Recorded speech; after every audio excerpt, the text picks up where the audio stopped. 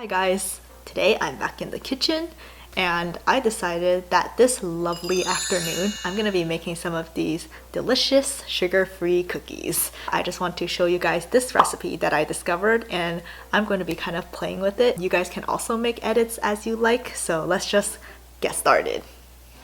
Hello and welcome to the voiceover. So first you're gonna need 10 of these medjool dates. Technically it's 100 grams, but I just estimated.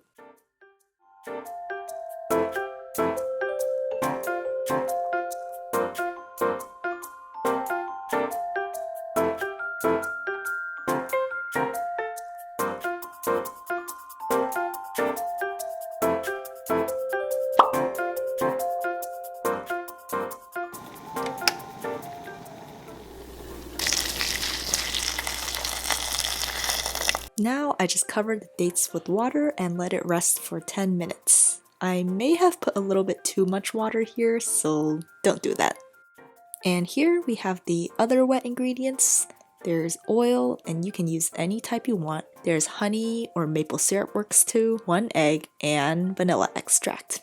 A few moments later. So now all the dates are soaked and we just have to mash them up.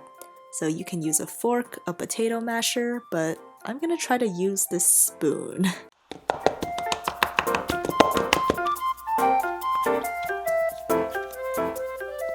So what we're trying to do is just make a paste out of it.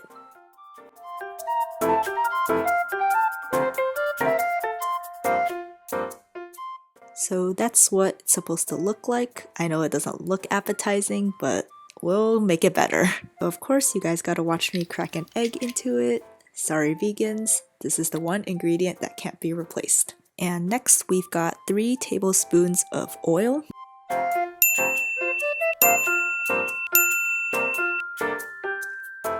And also 3 tablespoons of honey. I almost dropped it here, and it's also out of focus, but you get the idea.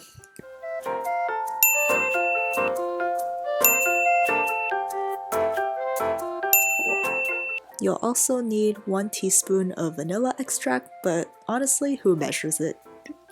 Okay, that should be good.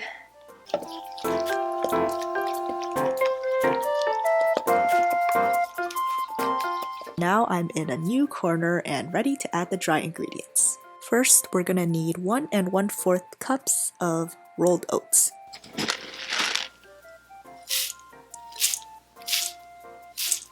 And I'm just gonna shove a bag of almond flour in your face, and you're gonna need 1/2 cup of this. Again, I'm not in focus, but we're gonna need 1/4 cup of coconut flakes. There we go. I actually read wrong and I thought it was just 1/2 cup of almond flour, but it's actually 3/4 cup. I'm just gonna add 1 more. Luckily, we just need to put in more, because if we had to take out, that would be a disaster. Sorry about that. Now we just need to add 1/2 teaspoon each of baking powder and cinnamon. But honestly, you can add more or less cinnamon if you want. Actually, I lied. This is my favorite part of a recipe. It's when we can put whatever we want in it. So let me show you some of the toppings that I'm thinking of. Today, I was feeling some peanuts, dried cranberries, and raisins. Just add however much you want.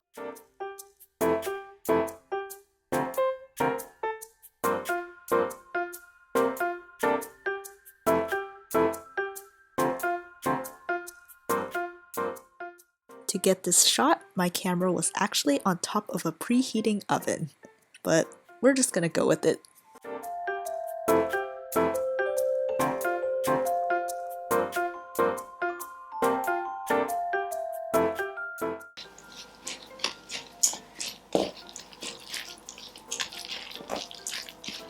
And after a few minutes of squishy sounds, the mixture is complete.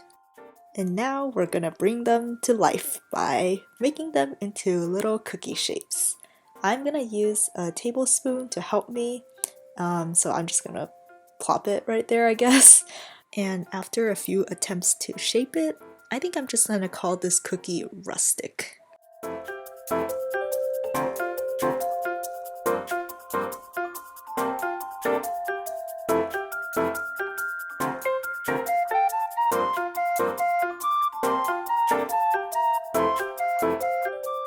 And now the cookies are going to go into the oven I risked my camera on. Goodbye. I just realized how dirty the oven door is. Moments later. So this is 15 minutes later. She's looking a little bit brown, so we're gonna take them out. Turned out she was brown but still a bit soft, so we're all gonna go back in for a few more minutes. More moments later. After the second bake, they all seemed a little bit firmer. More firm? I don't know.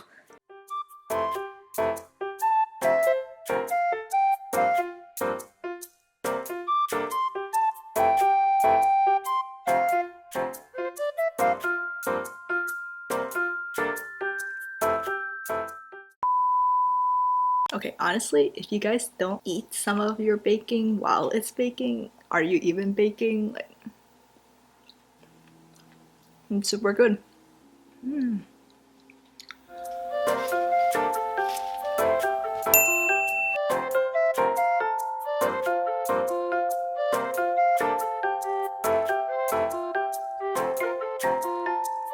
So now we're ready to eat these.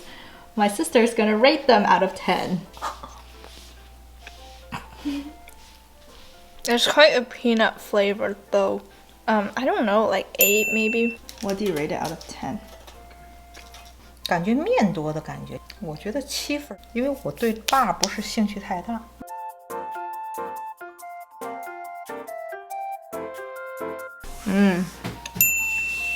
It's really hard to mess these up.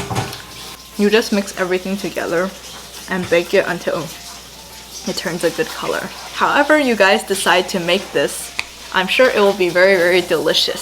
So if you want to, give this a try and let me know what you think.